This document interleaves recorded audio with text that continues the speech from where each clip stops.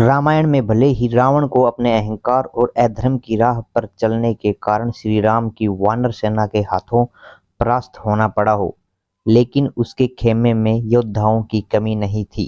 रावण के बेटे मेघनाद से जहां इंद्र तक डरते थे, वहीं खुद रावण से तीनों लोग कांपते थे। रावण के भाई कुंभकर्ण के युद्ध कौशल और ताकत की चर्चा भी हर तरफ थी। इन सब के अलावा रावण के खेमे में एक और योद्धा ऐसा था जो महावीर हनुमान जी पर भी भारी पड़ गया था। यह योद्धा था अतिकाय, जो रावण का बेटा ही था।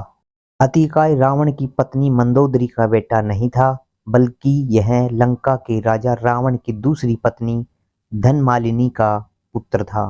अतिकाय में राक्षस गुण ज्यादा थे। अतिकाय भी रावण की तरह तपस्या के दम पर बेहद शक्तिशाली बन गया था। उसे ब्रह्मा जी ने ब्रह्म कवच दिया था, जिसके ऊपर दुनिया का हर दिव्यास्त्र बेअसर था। अतिकाय ने शिवजी समेत तमाम देवताओं को प्रसन्न कर उनसे अस्त्र शस्त्र हासिल किए थे। इसके चलते भी उसे अजय योद्धा माना जाता था। श्री राम की वानर सेना ने जब लंका पर चढ़ाई की तो रावण ने अतिकाय को भेजा था। तब अतिकाय की भिड़ंत हनुमान जी से हुई थी, लेकिन यह लड़ाई बराबरी पर खत्म हुई, यानी कोई भी जीता या हारा नहीं था। हनुमान जी संग अतिकाय का युद्ध तभी खत्म हो सकता था जब किसी एक का अंत हो जाता, लेकिन अतिकाय ने श्री राम और लक्ष्मण के आने पर हनुमान जी से युद्ध बीच में ही छोड़ दिया था। अतिकाय ने हनुमान जी से युद्ध छोड़कर श्री राम को चुनौती दी थी, जिसका सामना करने के लिए लक्ष्मण उससे भिड़ गए थे।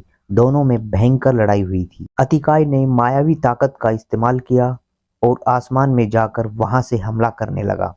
हनुमान जी अपने कंधे पर बैठाकर लक्ष्मण को भी आसमान में ले गए और वहीं भयंकर युद्ध हुआ। अतिकाय और लक्ष्मण के युद्ध का अंत होता हुआ ही नहीं दिख रहा था।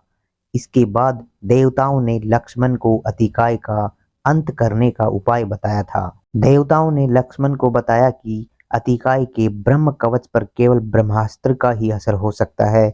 इसके बाद लक्ष्मण ने ब्रह्मास्त्र का इस्तेमाल किया, जिससे अतिकाय का अंत हुआ था।